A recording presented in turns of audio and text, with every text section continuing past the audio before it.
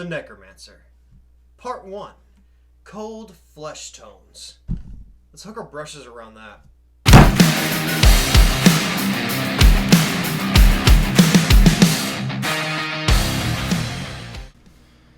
Alright, welcome to the Part 1 of the Necromancer series.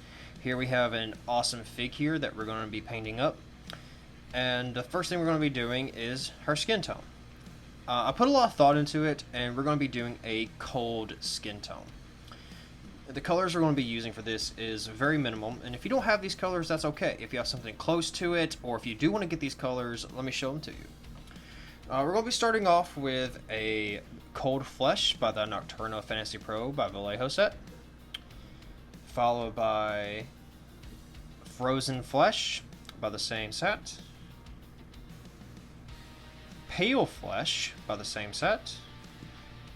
Then we're going to be using a combination of scale color of Arctic Blue and Bearing Blue, and then finishing off with a White Flesh by Nocturno Fantasy Pro. We're going to be using these colors in a mixture, as well as using some thinners and retarder medium to kind of keep our paint wet longer, so when we're blending our colors together, we can get a nice smooth transition. Primarily this is all going to be done with brush. I might bring the airbrush out later for a couple of spots, but we'll see how that goes. But I really want to focus mostly using just brush on this. So when it comes to Cold Flesh, looking at my hand here, there's a lot going on. You have light diffusion, you have years of wear and tear, you have calluses across your knuckles, scar tissue, if you have tattoos, you have ink going across the skin, how the blood flow and light, everything, the atmosphere around you kind of increases the blood flow or lightens up and darkens up everything around your skin. So there's a lot to consider. Other skin tones that you're going to be able to do is going to be relatively the same. You're going to have your lights, your midtones, and shadows, and blending all of them as we are used to doing. So enough about this educational stuff. Let's get down to the painting process here. We're going to go ahead and set her to the side, and I'm going to start getting all my paints here onto the wet palette. Okay. So, right now I'm working with a number 4. This is just my workhorse. If you're curious, it is a Artist Loft Veneta. I get this at my local hobby store. Nothing too special. It's not a sable hair. It's not a Winsor Newton or Broken Toe. This is just my workhorse. You can use any number 4 brush you want, or any brush you want. It's your world. It's your mini. But we're going to go into some of our thinner here. I'm going to put a little bit right here and start grabbing some of our Cold Flesh, our base, and we're going to just thin that down just a tad. Alright, I'm going to wick that off my brush. I'm going to test the consistency right here on my glove. That's kind of the consistency I'm looking for. Okay. And now we're going to start. I'm going to start down here at the bottom of her foot. I'm just going to work my way up to her thigh, and I'm going to completely paint this whole leg until I have a full coverage, instead of moving all over the miniature. I want to make sure that each individual piece that is showing of her skin is completely done, since this is going to be used for competition or display quality.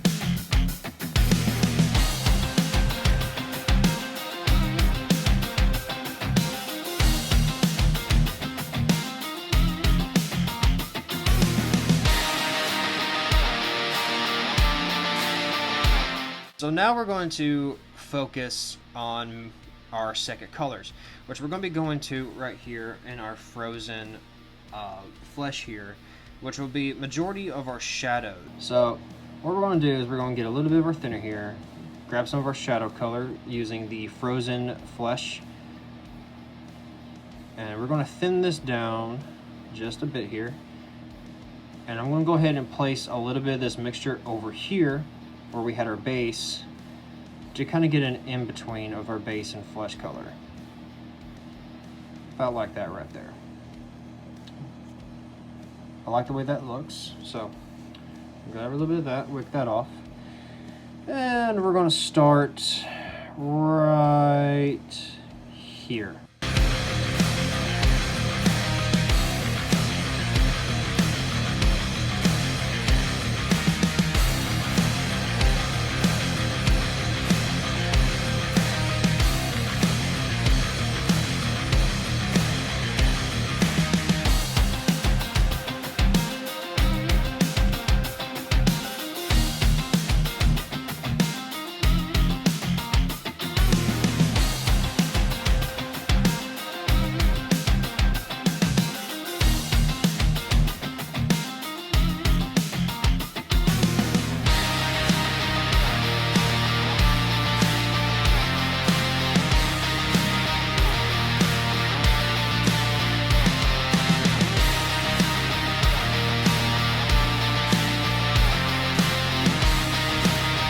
Okay, now that my sketching is done of where I want my shadows to be placed, most people would move straight into continuing the sketching process into their first highlights. Instead, I'm not doing that. I find doing it a different way, being a little bit faster and a little bit easier, but tomato, tomato, potato, potato. It's your miniature, it's your world. Do what you want. But I'm going to show you my way. So what we're going to do is, I have a little bit more of our base flesh here that we used, our base coat, the frozen flesh. And what we're going to do is, I'm going to grab a little bit more of that and put it over here where we've been mixing it together. Kind of making a mid-tone shadow. Because now I'm going to grab our frozen flesh, get that mixed up, try to make a 50-50.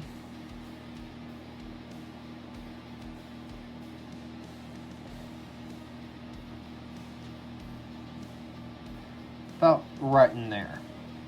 Okay, now I'm not going to thin it down. Instead, I'm going to come over here to my retarder medium, scoop up a bit of that, and I'm going to mix that thoroughly into this. Okay,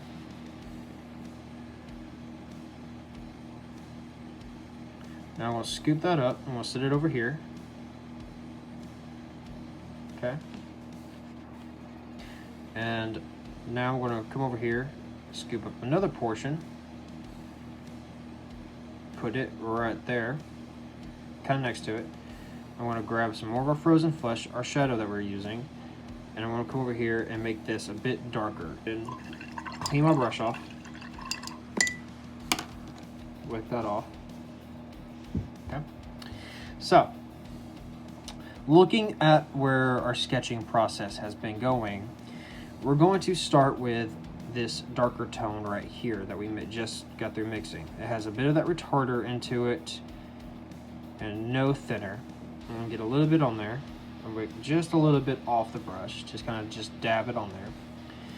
And we're going to follow our sketch.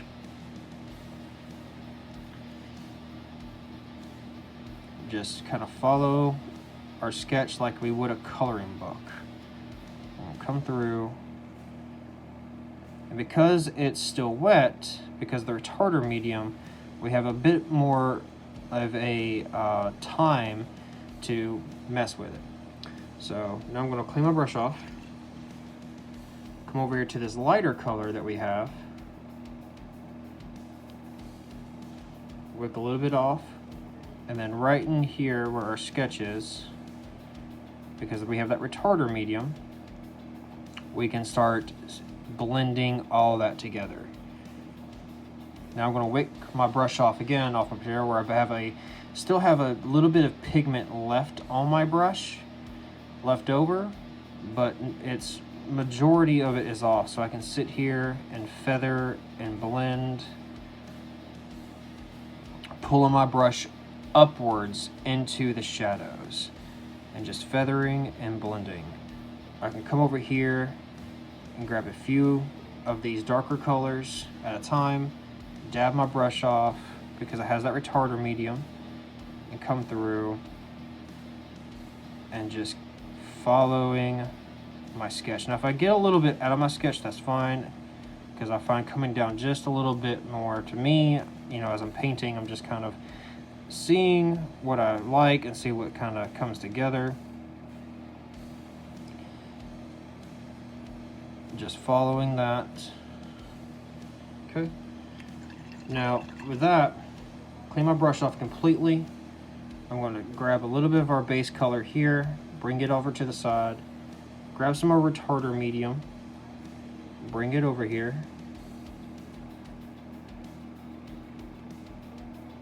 Okay. Dab that off. Now I'm going to pull this down into my base coat where we've been working. Okay. Again, because it's still wet, it's almost like acting like oil paint. If you ever painted with oil paint before, you know that with oil paint, it's very easy to mix and blend and feather with oil paints. That's what the retarder medium is acting like. So keep that in mind whenever you're messing with it. It will dry eventually, yes, but keep in mind that retarder medium is sort of like working with oil paints. So you can put some down, drag it down, and drag it down to your lights where you want it. Clean your brush off completely, wick off the water, come back into your dark tones or mid-tones where you have your retarder medium, wick a little bit off, you know, and just kind of go back and forth between your shadows and your lights. And you can sit here and blend together, also known as wet blending, as much as you want until you get your desired light.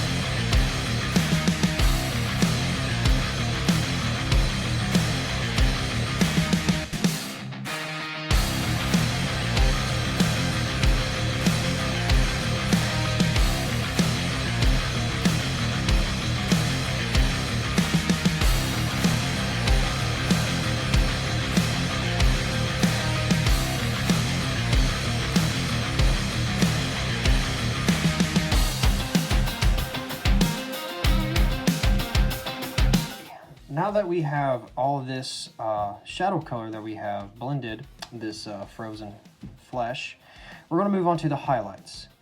And following my sketch and the way everything is blended, my roadmap that I have created for myself, it should be the same thing as we did last time with our shadows. It's just now we're going to be pushing all of this towards the light spectrum that we're building up here.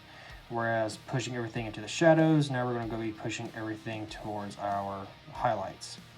So we're going to do the exact same thing, the exact same process, using our retarder medium, mixing it up with our paint to make it feel more like an oil paint to help with wet blending here, to get those nice, smooth, creamy blends that we're looking for. Okay, so we're going to set this aside for a second. And I'm going to grab our first highlight, which will be pale flesh. I'm gonna get some more paint, wick that off my brush, and I'm going to start again here on her leg. Well, you know what? Let's change it a bit. Let's start on her face. Let's do this. Let's start on the face. So as you can see, on her face, deep on this side, we have a bunch of shadows going on, while over here on this side is a bunch of highlights from our work between the mid-tone of the base color and our shadows. It still has a roadmap, as you can see when I turn it. So I'm going to follow that road line, that roadmap I made for myself.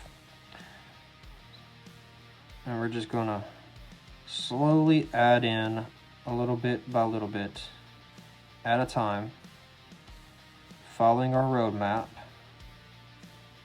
and make sure we're pulling it away from our shadows and pulling it toward, we want the most amount of paint that comes off our brush towards the light. Just like that.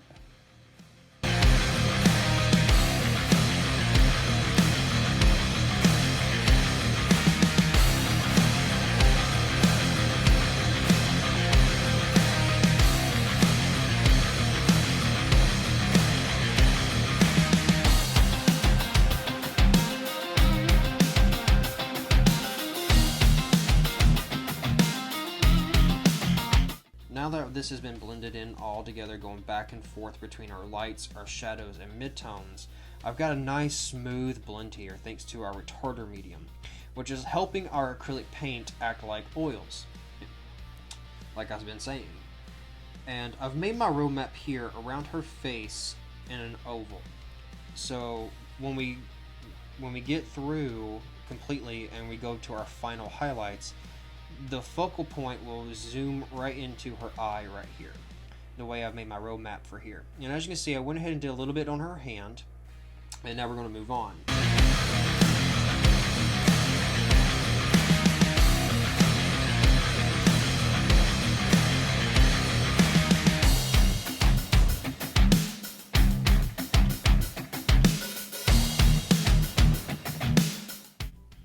Okay, now that we have our first set of highlights placed and blended in, all nice and smooth transitions, I'm very happy with my results I have here. We're going to move into more of the blue hues of things before we finish our final highlights. I went ahead and also took the liberty to do a matte varnish over the whole thing and let that sit and dry. That way we can proceed on working without messing up any of our work we have done so far. Think of it as a click and save checkpoint. But moving on, we're going to take a combination of our Arctic blue and Bering blue, and we're going to make some glazes out of those, and we're going to just paint and glaze over certain parts of the fig just to enhance some contrast. We're going to get right here in the creases of the knee, behind the knee, around the ankle and Achilles heel, in the foot crease and the toes, around the face in certain areas, around the jewelry, etc.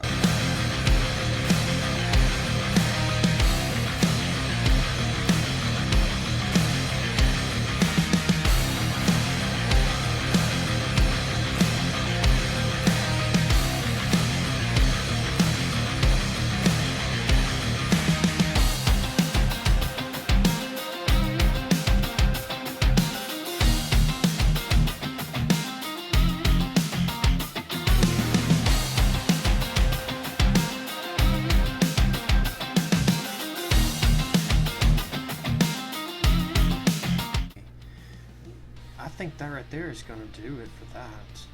That looks really good. I might come back and touch up a few places here and there while this first set of glaze dries, and then we're going to move on to our final highlight. So we finished putting down our blue hues. In the same form and fashion as, for example, as I shown before, my hand, as the creases here, where the most blood flow kind of comes in, would be more red compared to lighter tones. Or we would usually put something for like Caucasian skin, like a magenta or some type of reddish color there. Whereas here, with a cold flesh tone, cold pale skin, I've done the complete opposite, where I followed the creases and places where red would usually form in blue. And especially around her face. Here in her face, we got that shadow color in a nice blue hue, around the eyes, the lips, and around the wrists of her bracelets and fingers, so on and so forth. This right here, I really like how this turned out. I did mostly just glazes. We're using my brush here, and I still got my shadows I like. My base color that we blended in the very beginning is still showing through very nicely. So overall, I'm very happy with how this has turned out. So now we're going to move to our final highlights, which will be using our white flesh here as our final highlight.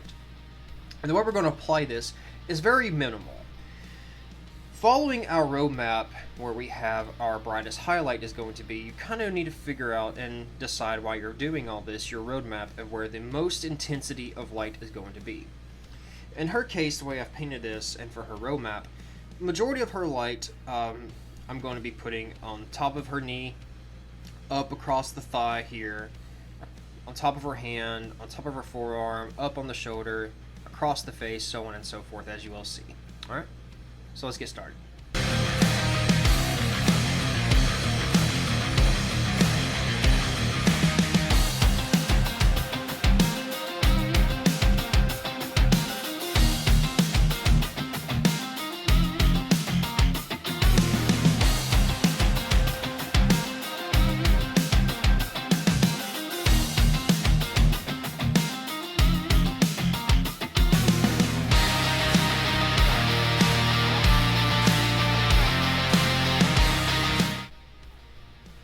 And that will finish our final highlights here on our Necromancer. I really enjoyed painting this with you guys. I hope y'all try it out yourselves. And we'll see you again in part 2 of the Necromancer.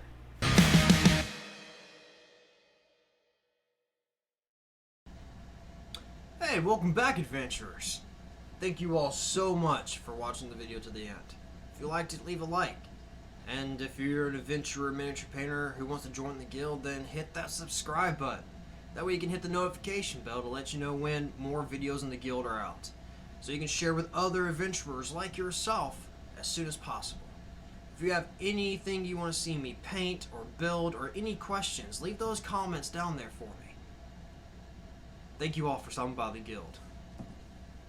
Back to painting.